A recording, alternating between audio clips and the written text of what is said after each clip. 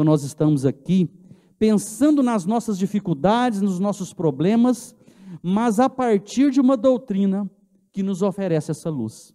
Compreensão, esclarecimento, basta que a gente busque, como estamos buscando aqui hoje. Basta que a gente decida, eu quero ser uma pessoa melhor. Eu quero estar num mundo em que eu estarei mais tranquilo, superando os meus problemas, as minhas dores, que essas vêm mesmo, para que na minha convivência com todas as pessoas, da nossa família, do nosso grupo social, a gente possa construir algo melhor, um mundo melhor, marcado de paz, de tranquilidade, de melhor convivência para nós e para os outros. E a doutrina espírita nos oferece isso. Ela nos dá essa oportunidade de a gente realmente pensar que não estamos aqui em busca de nada mais do que o entendimento, ou na palavra do Miramês, de uma sabedoria, saber o que fazer. Assim, com a doutrina espírita, vamos alcançando a sabedoria e eliminando a ignorância, conquistando a fé, desprezando as dúvidas, acabando com a tristeza na busca da alegria, esquecendo o ódio na aquisição do amor. É esse saber o que fazer, que a doutrina espírita nos oferece. Sim, nós temos problemas. Sim, não somos perfeitos. Sim, temos uma caminhada. Podemos até cair nesta caminhada, mas nós temos uma luz. A luz da compreensão que o nosso Criador, Deus, nosso Pai, não deseja a nossa queda. Ele nos espera. E ao nos esperar, Ele nos oferece tudo aquilo que é necessário para a gente sair daqui vitorioso. Para a gente compreender que estamos nesta caminhada, rumo a uma vitória, não rumo ao sofrimento. Nós não podemos perceber as dificuldades naturais da nossa vida como sendo o maior empecilho, ou sendo o empecilho para o nosso crescimento. É o contrário, nós temos que olhar quanta coisa boa Deus coloca na nossa vida, para nos auxiliar a enfrentar as nossas dificuldades. Uma imagem que está lá no Evangelho de Mateus, uma fala do Cristo: olhai as aves do céu, elas não semeiam nem ceifam, nem recolhem nos celeiros, e vosso Pai Celeste as alimenta. Meus irmãos, quanta coisa Deus coloca na nossa vida, nos oferecendo tudo que precisamos para enfrentar as dores, as dificuldades, para aprender, para conhecer, para buscar novos caminhos, para sermos pessoas diferentes. Nem tudo que a gente necessita, nós sabemos até como buscar e correr atrás. Deus coloca as pessoas certas, os caminhos adequados, nos oferece a capacidade intelectual para entender, o diálogo para a gente conversar com aquela pessoa que pode nos auxiliar. Então nós estamos, na verdade, recebendo da vida muita coisa, e às vezes a gente se esquece de observar isso. A gente dá atenção demasiada para os problemas e se esquece que junto a esses problemas, Deus também colocou na vida toda aquela força necessária para nós enfrentarmos as nossas cruzes.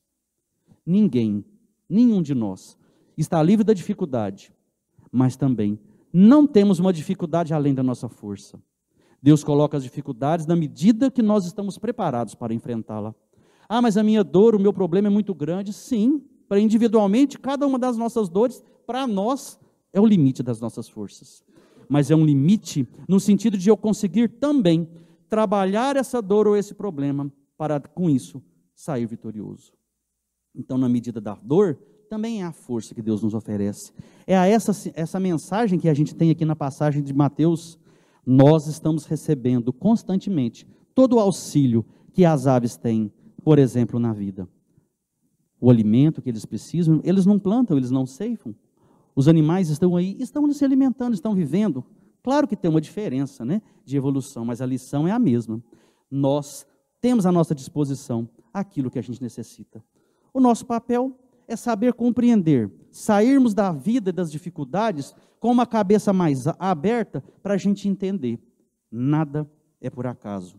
E aí, meus irmãos, é por isso que nós vamos pensar sobre esse papel que a doutrina espírita nos dá, e aqui é uma fala do próprio Lázaro. A doutrina de Jesus ensina sempre a obediência e a resignação. Duas virtudes companheiras da doçura, muito ativas, embora os homens, os seres humanos, as confundam erroneamente com a negação do sentimento e da vontade. Meus irmãos, se a gente compreende então que tudo está acontecendo de acordo com uma programação, Quando a gente pega uma passagem que nos fala sobre obediência, resignação, a gente pode imaginar, então eu tenho que aceitar tudo que a vida está colocando e eu não posso mudar nada. Não é esse o convite. Sim, tem coisas que estão oferecidas e estão colocadas no nosso caminho para que a gente mude. Por exemplo, os nossos vícios. Por exemplo, as nossas imperfeições. Por exemplo, a nossa falta de paciência. Por exemplo, o nosso caminhar errado. São coisas que estamos colocadas aí, a gente tem que aceitar? Não, nós temos que mudar. Ah, mas as dificuldades aparecem? Sim. E elas têm uma razão. É um convite para que a gente pare e pense e repense sobre quem somos. Será que vai adiantar, no momento que nós estamos hoje vivendo, olhar e agir do mesmo jeito que nós fizemos em outras eras? Será que nós hoje, com a idade que nós temos, nós vamos agir do mesmo jeito que nós agíamos quando tínhamos, por exemplo, 20 anos, para quem tem mais de 40?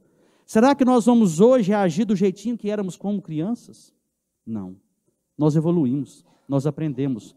Portanto, quando a gente pensa em obediência e resignação, nós precisamos, na verdade, raciocinar um pouco sobre aquilo que a vida coloca e aquilo que eu preciso mudar, em mim e na minha vida.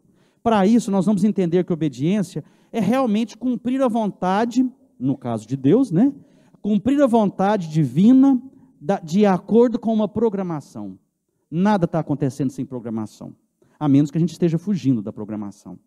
Nós temos um caminhar programado, se não foi com o nosso auxílio, foi com os nossos anjos protetores, que na espiritualidade programou a nossa vida. Então estamos aqui com um objetivo. Se a gente seguir com fé, com determinação, a nossa caminhada vai ser uma. Se a gente começar a abrir mão daquilo que a gente sabe que é o certo, a gente começa a cair nos caminhos mais difíceis ainda da nossa existência. Então a obediência é nesse sentido um olhar de que não estamos livres das nossas responsabilidades. Sim, há uma lei divina. Nós sabemos o que é certo e o que é errado. Nós precisamos fazer o certo. Isso nós vamos ter que obedecer. Deus, na sua sabedoria infinita, programou a existência de tudo, inclusive a nossa, para que a gente possa realmente encontrar o que for necessário. E a gente precisa trilhar esse caminho. Se a gente não escolhe esse caminho, que a gente já combinou, se a gente sai fora, começam a aparecer mais outros problemas. E aí a gente começa a arcar com a nossa responsabilidade. Fizemos algo de errado. Numa existência, nessa ou em outra, fizemos algo. E quando a gente faz algo de errado, a vida também coloca à nossa frente. Precisamos reparar os nossos erros. Alguma coisa que fizemos mal, temos que reparar. Temos que fazer o bem no lugar disso. E é a hora que então nós vamos enxergar a resignação. Não adianta fugir. O problema, a dificuldade que se aumentou na nossa vida, está porque necessitamos. O nosso papel, então, realmente, é essa submissão à vontade divina. Precisamos passar por isso. Se eu não estou consciente de fato do que aconteceu, às vezes a gente não lembra, né, o que aconteceu que fizemos de errado, mas nós sabemos que a vida coloca o que é necessário. É a hora da resignação. Vou ter que enfrentar uma falta de saúde por enquanto. Vou ter que enfrentar a falta de alguém amado que partiu primeiro do que eu.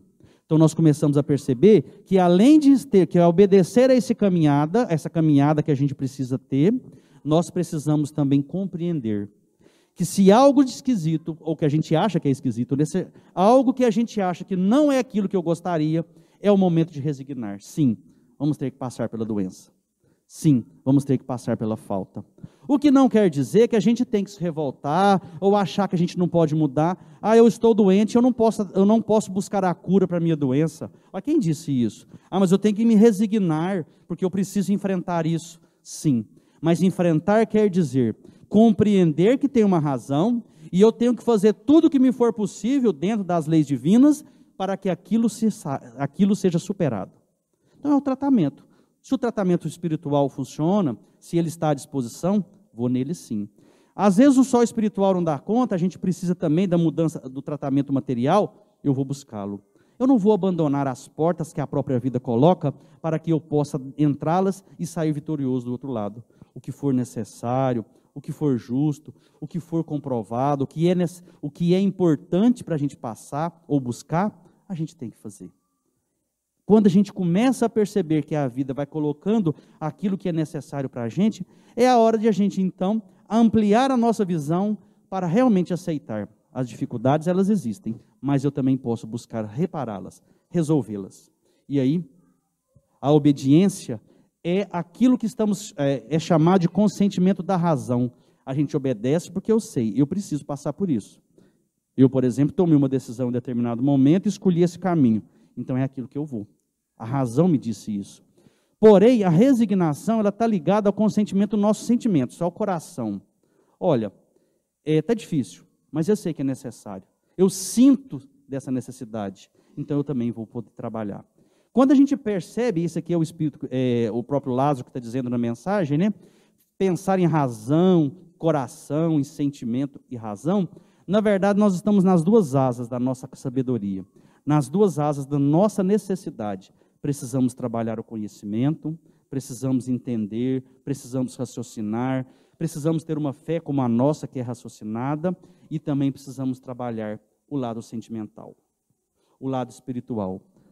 O que eu preciso mudar de sentimento? Não é só buscar a cura, por exemplo, física da doença que eu estou enfrentando. O que em mim eu tenho que mudar? Qual o pensamento meu que está errado? Qual a atitude que eu estou tomando que está errada que eu preciso mudar?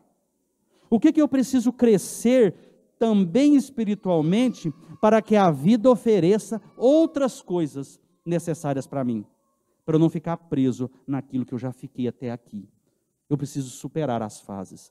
Eu preciso trabalhar para que eu possa, com certeza, vivenciar algo melhor. Um mundo melhor, um mundo de bonança, um mundo de felicidade. E aí vem Miramês e nos fala que a benevolência, ser bom, viver o bem, abre caminhos para o espírito, no sentido de compreender o seu companheiro a caminho, para que estejamos num lugar melhor, para que estejamos numa situação melhor, devemos olhar para o nosso próximo. Se eu estou com dificuldade, todos os outros irmãos que estão ao meu redor também estão. O que eu posso fazer para ajudá-lo? Qual que é o meu papel frente a tudo isso que está acontecendo no mundo? Será que eu será que eu não tenho responsabilidade nenhuma frente àquilo que está acontecendo ao meu redor? Será que eu não tenho nada que eu possa contribuir para que todas as outras pessoas estejam vivenciando momentos melhores? Será que eu não dou conta de nada? São perguntas que nós temos que fazer para nós mesmos, porque é o limite das nossas possibilidades. Até que ponto eu quero ajudar? Até que ponto eu quero participar de um mundo melhor? Porque se infelizmente a gente ficar nesse olhar de que o mundo tem que mudar, que o mundo vai caminhar e eu vou evoluir só porque o outro está fazendo, isso vai nos atrasar, né? Nós vamos nos atrasar com isso. Para que o mundo seja melhor, para que o mundo possa me oferecer a paz, a tranquilidade, a bonança, eu tenho que trabalhar por isso. Eu preciso transformar primeiramente em mim, na minha família, no meu local de trabalho, no meu grupo social. Eu vou ampliando as minhas ações positivas para que daí se junte a outras ações positivas de todas as pessoas e o mundo seja um mundo melhor. Não começa no outro, começa na gente. As nossas ações é que fazem diferença para nós mesmos. A nossa mudança de pensamento é que constrói um mundo melhor. E disso aí a gente poderia ampliar para todas as compreensões que o próprio Espiritismo nos oferece, quando, por exemplo, fala da prece. Somos nós que escolhemos deixar de lado os pensamentos negativos e nos ligamos aos pensamentos positivos. Somos nós que abandonamos as nossas ligações ou tentamos anular constantemente as ligações com aqueles irmãos que desejam o nosso mal e liga na mesma medida uma luz em direção aos céus, pedindo e recebendo a proteção divina.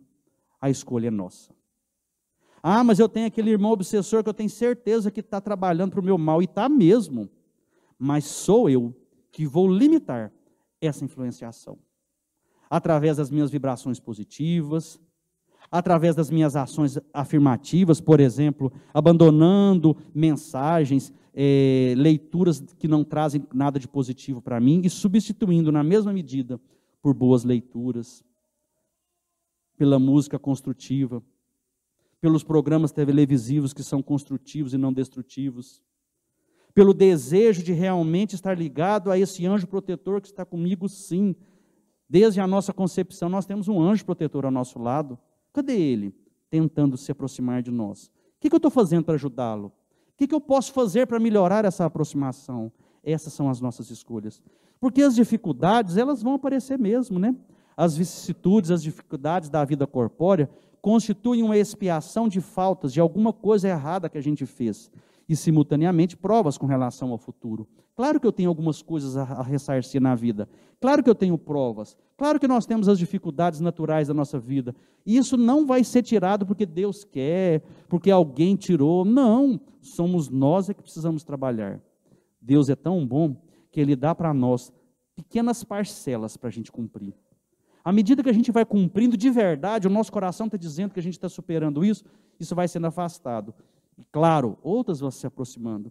É por isso que quando a gente chega no Espiritismo, às vezes olhar para uma dor, a um problema, e a gente vê aquilo superado, e depois começa a aparecer um outro, aparece um outro, aparece outro, porque as nossas dificuldades são muitas, os nossos problemas são muitos. Não é o Espiritismo que está trazendo dificuldade para nós, é porque a gente está sendo vitorioso em algumas coisas, e a vida vai oferecendo outras, que a gente tem condições de superar também. Isso é natural. Nós não estamos aqui para viver eternamente uma existência em felicidade, só alegrias. Não, porque a gente não plantou só alegrias. Agora, se nós plantamos alegrias hoje, se nós plantamos luz na nossa vida, a partir daqui a gente vai começar a colher mais paz, mais tranquilidade e, claro, mais luz. Quando uma mente se encontra harmoniosa, quando estamos em harmonia, essa mente, sabe escolher como se deve viver. A nossa harmonia vai nos trazer capacidade de escolher melhores caminhos para nós. Se nós trabalhamos para que na nossa mente a gente esteja com mais tranquilidade, mesmo enfrentando as dores, nós estamos mais calmos, nós estamos conscientes que tudo vai passar, que a dor passa, que o problema é momentâneo, que a nossa existência é em direção a caminhar a uma vitória, que o nosso caminhar sim tem que ser e ele é construtivo. Quando nós começamos a trabalhar isso na nossa mente, e isso começa a fazer o sentido que faz de verdade na vida, os nossos sentimentos são diferentes, a nossa disposição. E aí sim a vida vai se apresentar de uma outra forma. A isso nós vamos dar um nome de obediência, A obediência é uma lei divina, nós temos que obedecer o que está colocado na nossa vida, que abrange a existência das criaturas. Se essa criatura é uma cristã, dá-nos força por saber escolher o que se quer, recusando com tranquilidade o que não nos convém, sem violência ou desdém. Somos nós que vamos fazer as escolhas. À medida que a gente entende que sim, eu vou ter que enfrentar, porque não adianta jogar para depois, para outra vida, para amanhã, a gente não sabe nem o que é amanhã, nossa existência, o que está programado para amanhã, então não adianta a gente jogar para lá, essa eu vou fugir, essa eu vou largar para outra vez, que agora eu não estou dando conta. A gente não pode fazer essa escolha. Porque o para amanhã a gente já deixou muitas coisas, com certeza. Nós hoje precisamos trabalhar para algo positivo na nossa vida. É aqui a decisão que a gente precisa tomar. E é claro que a gente vai ter que olhar para as nossas dificuldades pensando que Deus sabe o que é melhor para nós. Como Criador das leis e de nós mesmos, é Ele quem coloca, a quem que nós vamos obedecer. Emmanuel tem uma fala interessante. A mensagem está no livro Pão Nosso. A quem obedeces? Acaso atendes em primeiro lugar às vaidades humanas ou às opiniões alheias antes de observares o conselho do Mestre Divino? Será que nós estamos preocupados mais com o lado material, com essas vaidades humanas, a opinião do outro, do que aquilo que realmente é o conselho divino, o conselho de Jesus? Será que nós estamos mais preocupados com o lado material e estamos abandonando esse lado de compreender quem é Jesus na nossa vida? O que o papel da religião pode ocupar e facilitar assim a nossa vida? Qual que é a nossa escolha? É justo refletir sempre quanto a isso, porque somente quando atendemos em tudo aos ensinamentos vivos de Jesus, é que podemos quebrar a escravidão do mundo em favor da libertação eterna. Quando nós escolhemos seguir os exemplos do Cristo, aí sim nós estamos trazendo para as nossas vidas essas outras oportunidades de sermos abençoados sim. Tirar essas amarras que a gente traz até aqui. O que eu preciso fazer para ser uma pessoa melhor? Desejar ser essa pessoa melhor. Abandonar aquilo que eu sei que é errado. Como que eu vou buscar forças para isso? Na figura de Jesus. É com Ele que a gente vai chegar. Como é que eu faço para chegar até Jesus? A prece. E o anjo protetor é o caminho para a gente chegar até Ele. É Ele que está bem próximo de nós, sabe a nossa história. Então é com Ele que eu vou conversar. Porque Ele vai me intuir nas melhores ações. Se eu estiver aberto, ligado a Ele, eu consigo ouvi-lo sim. Como é que a gente ouve? No nosso coração. É saber escolher o que é certo. Ninguém precisa apontar para nós o que a gente tem que fazer. Nós sabemos. No íntimo dos nossos corações, cada um de nós sabe o que é certo e o que ainda não é certo nas nossas vidas. A escolha é nossa. Esse é o convite que Emmanuel está fazendo para a gente. A resignação é a conformidade ativa nos inevitáveis acontecimentos da vida. Olha aqui, conformidade não é ficar parado esperando, é uma conformidade ativa nos inevitáveis acontecimentos. Eu não posso evitar determinada doença que está programada para mim, mas eu posso ativamente trabalhar para que ela não tenha uma dimensão além do que ela seja importante para ela ter. Então, sou eu que vou ativamente buscar o tratamento, sou eu que ativamente vou buscar uma nova forma de encarar os meus problemas. A resignação nas provas é obediência aos decretos divinos. Nós precisamos ter essa compreensão de que Deus é que sabe, porque foi Ele quem criou tudo, inclusive a nós. Então, se nós não confiarmos no Pai, em quem nós vamos confiar? Pensemos nas crianças que olham para nós, os adultos, e confiam. A gente fala, a criança confia. Claro que tem os conflitos naturais, mas no momento decisivo, é na figura daquele pai, daquela mãe, daquele adulto, que ele tem a confiança, que ele vai abaixar e falar, fulano sabe o que está falando. Ela quer o meu bem, essa pessoa deseja o meu bem. É esse o nosso pensamento também frente a Deus. Ele sabe o que nós precisamos enfrentar e Ele sabe que nós vamos sair vitoriosos desse enfrentamento. Então precisamos confiar nele. Precisamos ter a figura de Jesus como esse modelo que Deus nos oferece para a nossa existência. Aqui uma passagem que está lá em Mateus de Jesus para mostrar como que Jesus também compreendia essa necessidade de aceitar e deixou como lição para nós. É lógico que ele sabia, mas ele deixou uma lição. Aqui em Mateus, momentos antes da prisão, Jesus prostrou-se com o rosto em terra e orou: meu Pai, se for possível, afasta de mim este cálice. Contudo, não seja como eu quero, mas sim como tu queres. Jesus aqui está mostrando para a gente que sim, vamos pedir a Deus para que Ele afaste de nós os problemas. Vamos fazer as nossas preces e pedir: afaste de mim o problema da falta de saúde, o problema mais sério que a gente está enfrentando. Vamos pedir sim, mas vamos compreender que Ele vai tirar do nosso caminho, se tiver necessidade, se realmente for possível. Porque se não for, olha o papel da resignação. Não seja como eu quero, disse o Cristo, mas sim como tu, o Pai, assim o deseja. Então o nosso pedido tem que ser mesmo: olha, afaste de mim os problemas. Mas se eu tiver que enfrentar, eu vou enfrentá-lo. Se tiver que ficar no meu caminho, ó Pai, então tá, eu vou enfrentá-lo. Mas me ajuda no que for possível. Me dê a força necessária, a compreensão.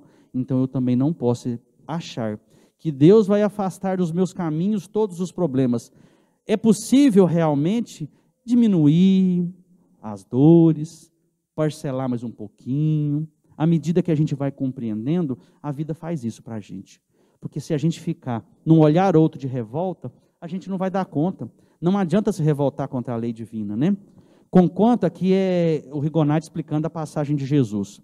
Conquanto o seu desejo fosse que as coisas se passassem de uma outra maneira, nem por isso Jesus deixa de submeter aos decretos do Altíssimo, exemplificando-nos a submissão ante o poder supremo. Nós precisamos compreender, Deus sabe o que é melhor, e Ele vai nos programar. O nosso olhar faz diferença, porque se eu compreendo o que é necessário, a dor já vai ser uma outra, o problema já vai ser percebido diferentemente. Se eu não tenho revolta, se eu tenho compreensão, aceitação, vai passar. Eu vou dar conta sim. Se Deus colocou na minha frente é porque eu dou conta, e damos conta. Basta a gente afastar, cortar de nós aqueles pensamentos ruins que porventura a gente ainda traga, né? E novamente Schutel diz para a gente: o resignado é santo. Forte isso, né? Quem se resigna, quem compreende é santo. Não santo porque está perfeito, né?